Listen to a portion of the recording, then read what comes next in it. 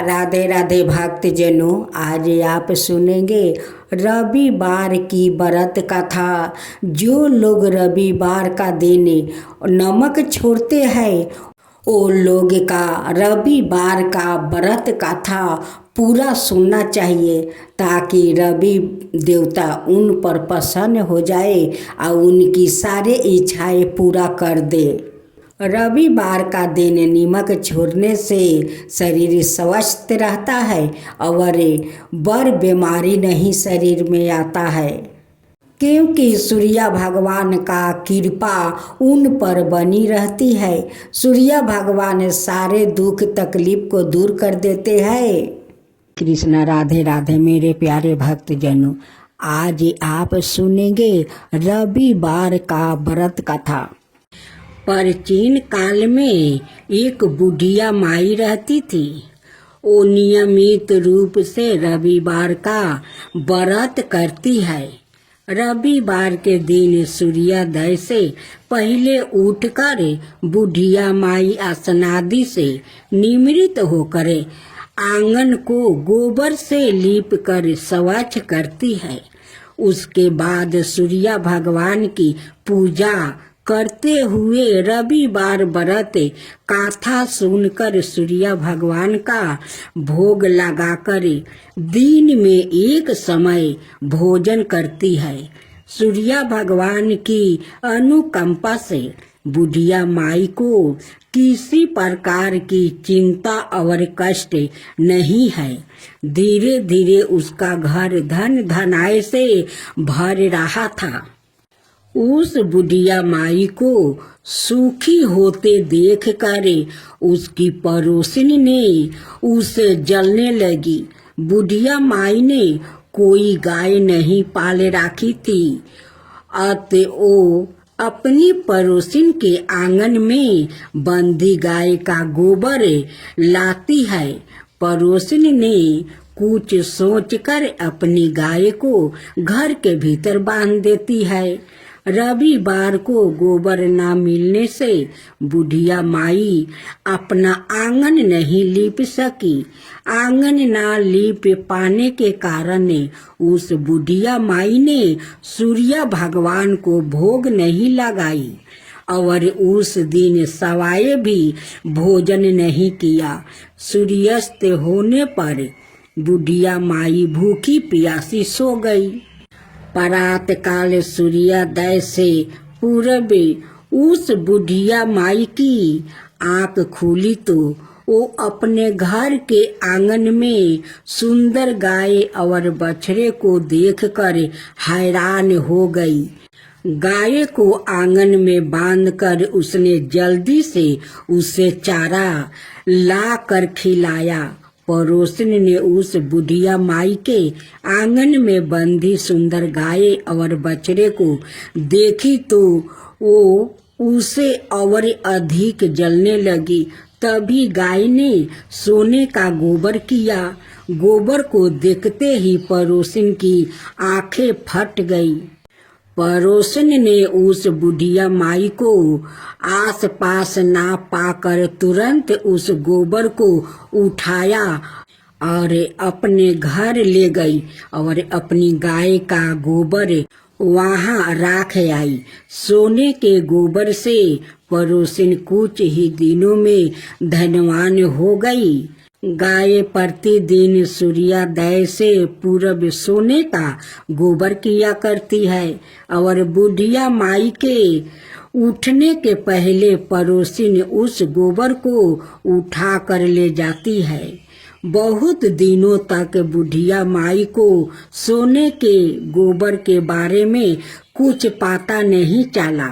बुढ़िया माई पहले की तरह हर रविवार को भगवान सूर्यदेव का व्रत करती रही और कथा सुनती रही। लेकिन सूर्य भगवान को जब पड़ोसिन की चालाकी का पता चला तो उन्होंने तेज आंधी तूफान चलाई। आंधी का परपोक देखकर बुढ़िया माई ने गाय को घर के भीतर बांध दिया।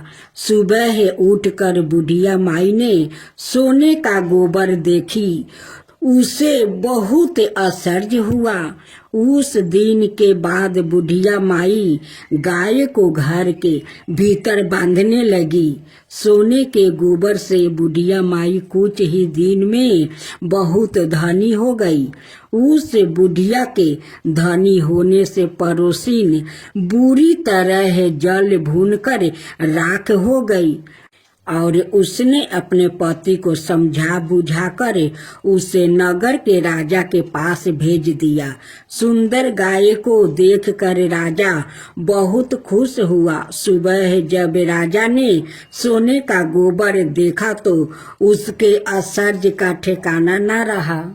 उधर सूर्या भगवान बुढ़िया माई को भूखी प्यासी देख कर इस तरह प्रार्थना करते हुए देखे, उस पर बहुत करुणा आई। उसी रात सूर्या भगवान ने राजा को सपने में कहा, राजन, बुढ़िया माँ की गाय बछड़ा तुरंत लौटा दो, नहीं तो तुम पर विपत्तियों का पहाड़ टूट पड़ेगा, तुम्हारा महल नष्ट हो जाएगा। सूर्या भगवान के सपने से बुरी तरह भयभीत राजा ने परात उठते ही गाय और बछड़ा बुढ़िया माई को लौटा दिया। राजा ने बहुत सा धन देकर बुढ़िया माँ से अपनी गलती के लिए क्षमा मांगी। राजा ने पड़ोसिन और उसके पति को उनकी इस दुष्ट करतूत के लिए दंड दिया। फिर राजा ने पूरे राज्य में घोषणा करवाई कि सभी स्त्री पुरुष रविवार का व्रत किया करे। रविवार का व्रत करने से सभी लोगों के घर धन धनाय से भर गया। राज भर में चारों ओर खुशहाली छा गई।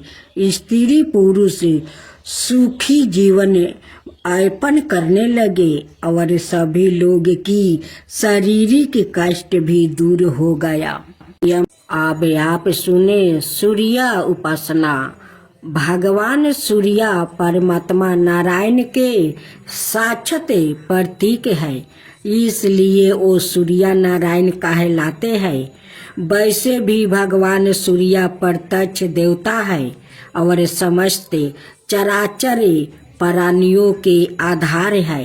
इसलिए त्रिकाल संध्या में सूर्य रूप से भगवान नारायण की ही आराधना की जाती है।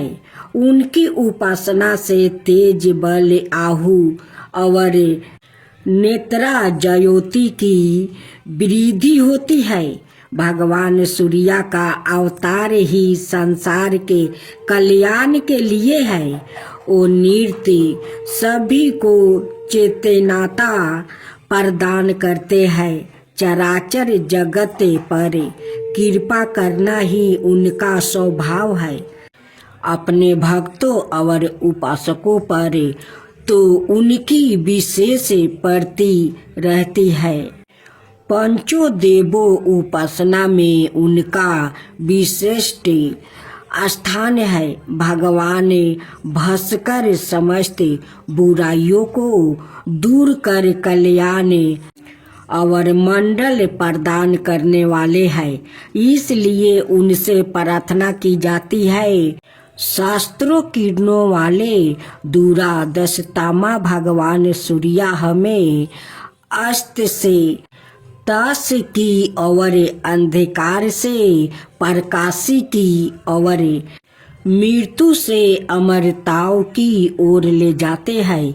उनका अनुग्रह प्राप्त होने पर व्याकृत सताहु ही नहीं दीघर हो जाता है।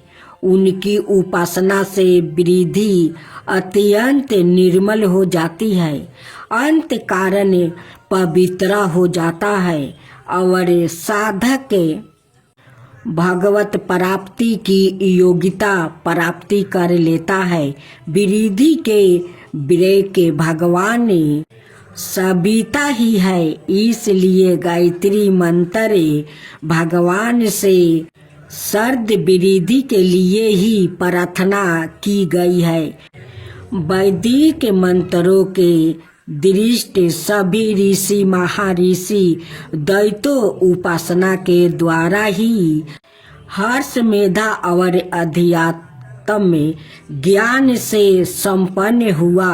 भगवान सूर्या सौलभ उपासना ही प्रसन्न होकर भक्तों को अपनी महानियों कृपाओं का अवलंबन प्रदान करते हैं। उनकी कृपा से ना जाने कितनों का उद्धार हुआ है, इसकी कोई गणना नहीं है। उपनिषद के ऋषियों को भगवान सूर्य की कृपा प्राप्ति हुई। उपनिषदों में वर्णित मधु विद्या, ब्रह्मा विद्या, दहर विद्या, ओपिकोलस विद्या आदि के पीछे भगवान सूर्य की उपासना ही है। भगवान सूर्य को गुरु भी कहा जाता है। श्री हनुमान जी ने इन्हीं से शिक्षा ग्रहण की थी। इन्हीं की कृपा से महायोगी